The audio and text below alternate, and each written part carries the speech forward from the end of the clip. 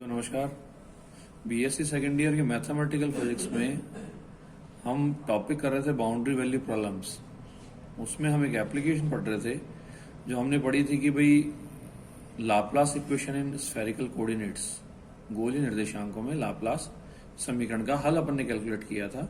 तो वो कुछ इस तरीके से आया था हमारे पास कि भाई psi R of theta equals to value थी हमारे पास समीशन, वैल्यू आ गई एल, वैल्यू आ गई A L R raise to power L plus value आ गई B L R raise to power minus L plus 1 और वैल्यू आ गई पी एल और कॉस ऑफ थीटा। ये हमारे पास सॉल्यूशन आया था लाप्लास इक्वेशन का इन स्फेरिकल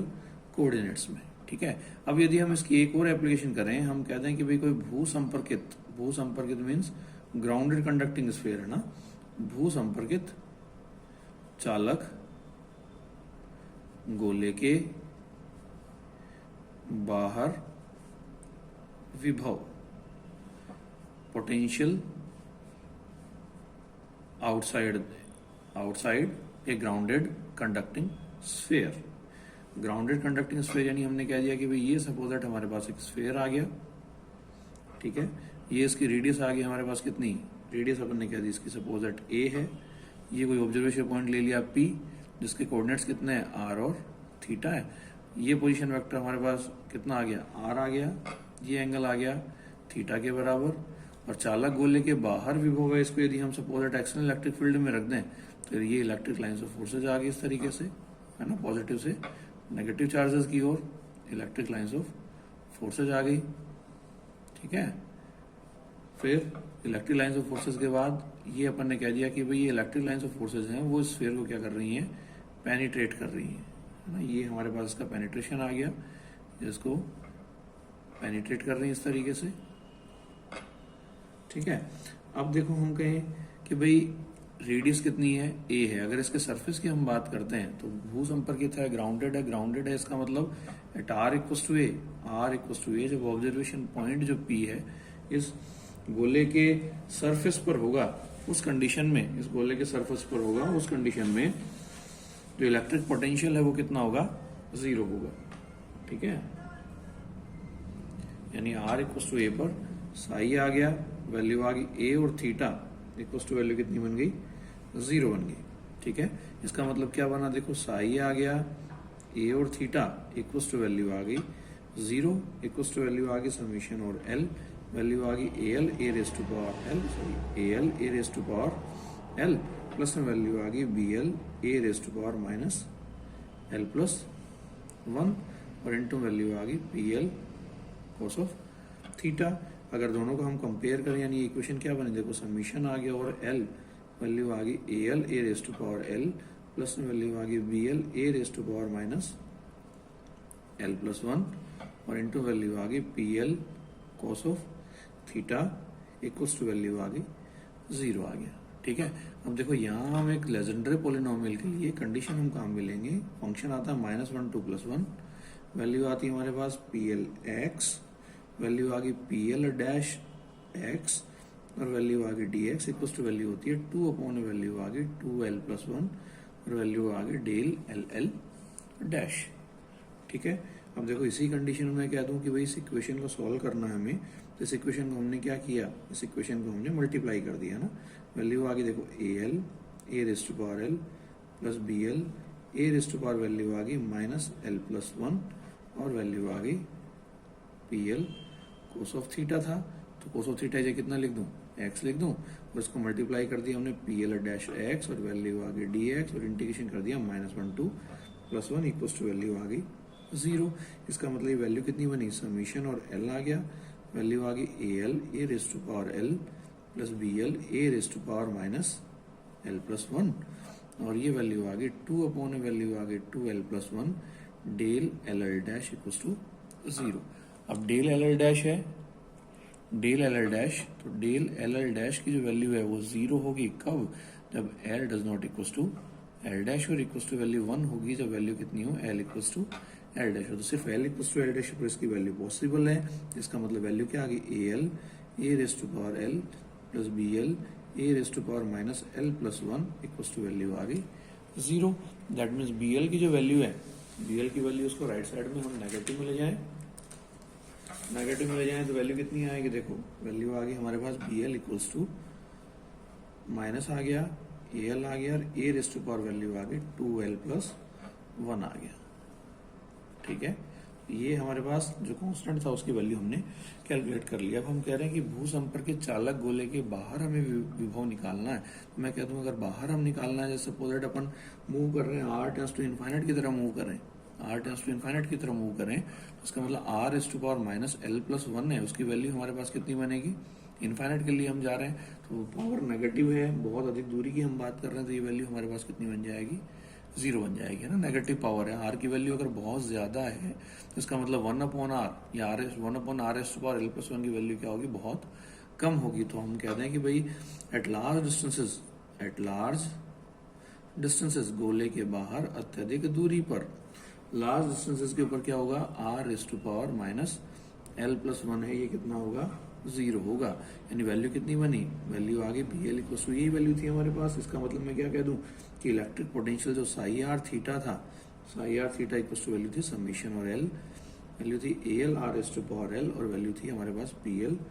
एक्स के बराबर। तो पोटेंशियल कितना बना, देखो ये डायरेक्शन हमारे पास आर आ गई, तो अब मैं कह दूं ये डायरेक्शन कौन सी है, जेड डायरेक्शन है। तो इसका मतलब इलेक्ट्रिक पोटेंशियल क्या बना, माइनस वैल्यू आ गई E0 आ गया और वैल्यू आ गई जेड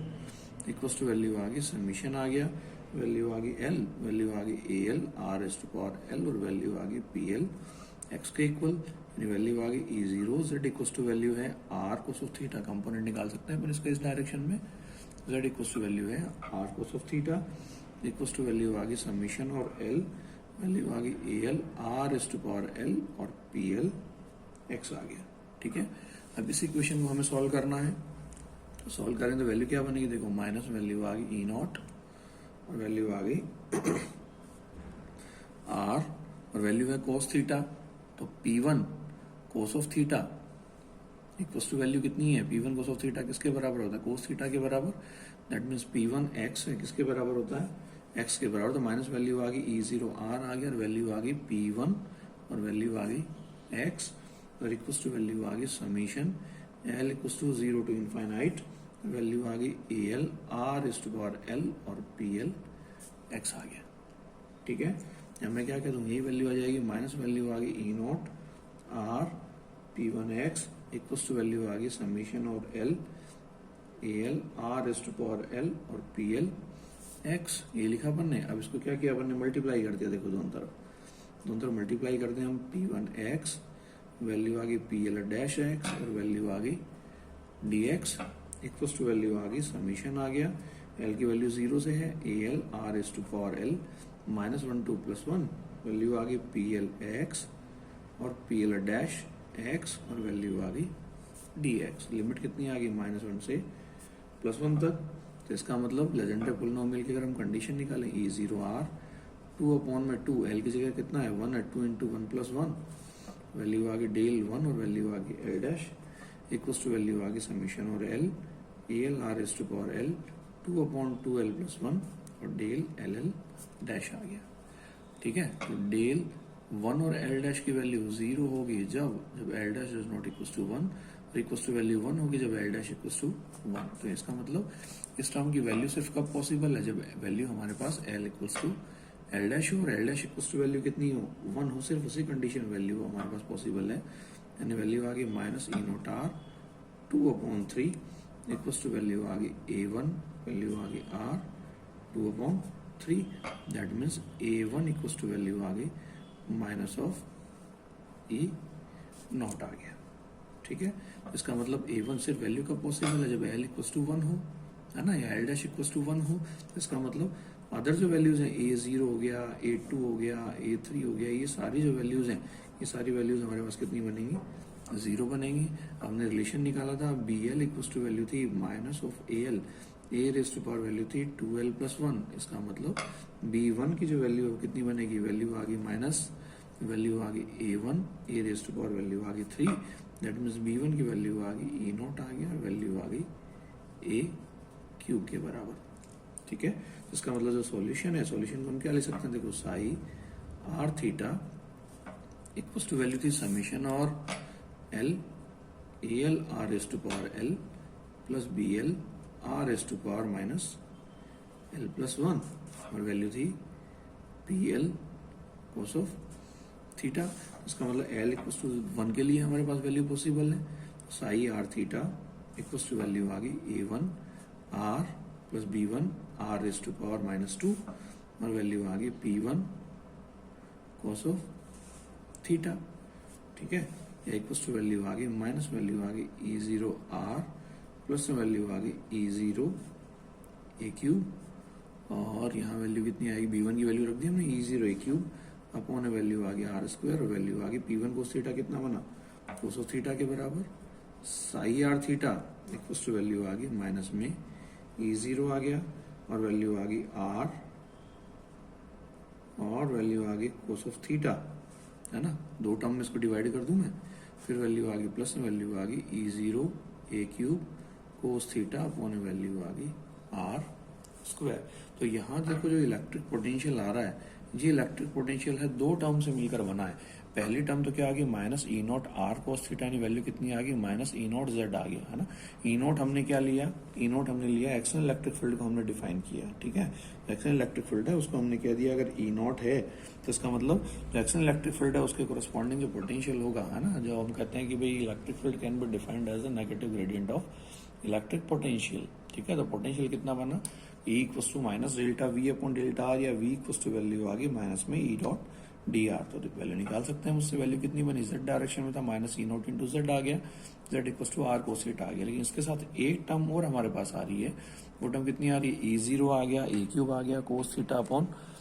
आर स्क्वायर। तो देखो इलेक्ट्रिक पोटेंशियल हम कहते हैं अगर मोनोपोल है ना, इलेक्ट्रिक पोटेंशियल हम कहते हैं कि मोनोपोल है तो हमारे पास पोटेंशियल जो है वो डिस्टेंस के इस तरीके से डिनोट करता है। अगर डाइपोल है तो डाइपोल के लिए कैसा आता है 1 अपॉन आर स्क्वायर। किसी डाइपोल के लिए इलेक्ट्रिक पोटेंशियल हमने पढ़ा है, फॉर्मूला क्या होता है K P cos theta upon value आ गई आर स्क्वायर। तो इसका मतलब अगर मैं इसको कंपेयर करूं दोनों टर्म्स को तो इसका मतलब क्या बना, देखो K into P equal to value आ गई ई जीरो आ गया और वैल्यू आ गई ए क्यूब। तो डाइपोल मोमेंट पी वैल्यू आ गई 4 pi epsilon zero equal to value आ गई ई जीरो वैल्यू आ गई ए क्यूब, यानी पी इक्वल टू वैल्यू आ गई 4 pi epsilon zero E zero और वैल्यू आ गई ए क्यूब के बराबर। ठीक है, इसका मतलब डाइपोल मोमेंट जो है वो हमारे पास जो रेडियस थी उसकी थर्ड पावर के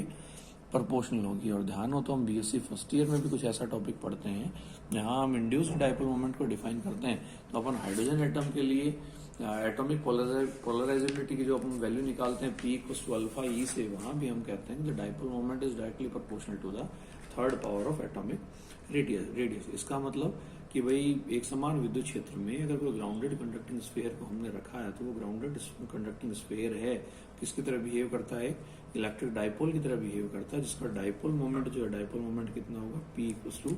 4 pi epsilon zero E zero और वैल्यू आ गई ए क्यूब के बराबर। ठीक है, अब मैं कहूंगी अगर इसके कोरस्पॉन्डिंग हम सरफेस चार्ज डेंसिटी को डिफाइन करना है, सरफेस चार्ज डेंसिटी को हम कैसे डिफाइन कर सकते हैं, सरफेस चार्ज डेंसिटी हम फॉर्मूला पढ़ते हैं कि भाई सिग्मा इक्वल टू वैल्यू होती है एप्सिलॉन नॉट और वैल्यू आ गई ई। सरफेस की बात कर रहे हैं तो एप्सिलॉन जीरो आ गया, वैल्यू आ गई कितना डीएल साई अपॉन वैल्यू आ गई डेल आर। सरफेस है आर इक्वल टू ए, है ना, नेगेटिव ग्रेडियंट। ठीक है, सिग्मा इक्वल टू वैल्यू आ गई हमारे पास माइनस वैल्यू आ गई एप्सिलॉन जीरो। डिफरेंशिएट करना है हमें किसके कोरस्पॉन्डिंग, आर के कोरस्पॉन्डिंग। तो वैल्यू कितनी थी, वैल्यू थी हमारे पास जो टर्म थी हमारे पास, है ना, ये टर्म निकाली थी हमने, तो वैल्यू थी हमारे पास माइनस में ई जीरो माइनस वैल्यू आ गई E zero R cos theta plus में वैल्यू आ गई E zero A cube cos theta upon value आ गई आर स्क्वायर, वैल्यू आ गई आर इक्वल टू ए पर या इक्वल टू वैल्यू आ गई माइनस एप्सिलॉन जीरो और वैल्यू आ गई माइनस ई जीरो और वैल्यू आ गई कोस ऑफ थीटा। ठीक है, और आर के कोरस्पॉन्डिंग कर रहे हैं तो माइनस आ गया और वैल्यू आ गई कितना twice E zero A cube upon value आ गई आर क्यूब और वैल्यू आ गई cos of theta R equal to A. R equal to A यदि हम इस इक्वेशन पुट कर दें तो देखो क्या वो आर इक्वल टू ए यदि हम इस इक्वेशन में पुट कर दें तो वैल्यू आ गई देखो एप्सिलॉन जीरो आ गया ई जीरो कोस थीटा। ठीक है, ये तो कॉमन आ गया, R equal to A put कर दें तो टर्म क्या हो जाएगी, कैंसिल हो जाएगी, माइनस माइनस क्या बन जाएगा प्लस बन जाएगा, इंटू वैल्यू कितनी आ जाएगी 1 + 2। इसका मतलब सरफेस चार्ज डेंसिटी का कंपोनेंट आ गया 3 एप्सिलॉन जीरो ई जीरो और वैल्यू आ गई कोस ऑफ थीटा आ गया। तो ये हमारे पास सरफेस चार्ज डेंसिटी आ गई किसके लिए, ग्राउंडेड कंडक्टिंग स्फीयर के लिए जो एक्सटर्नल इलेक्ट्रिक फील्ड में रखा है। तो हम कह सकते हैं कि भाई the grounded conducting sphere will behaves like an electric dipole whose dipole moment is directly proportional to the third power of its radius, और जिसके लिए सरफेस चार्ज डेंसिटी है वो इस तरीके से हम डिफाइन कर सकते हैं। ठीक है, जल्द मिलते हैं एक नई वीडियो में। बहुत बहुत धन्यवाद। Thank you so much.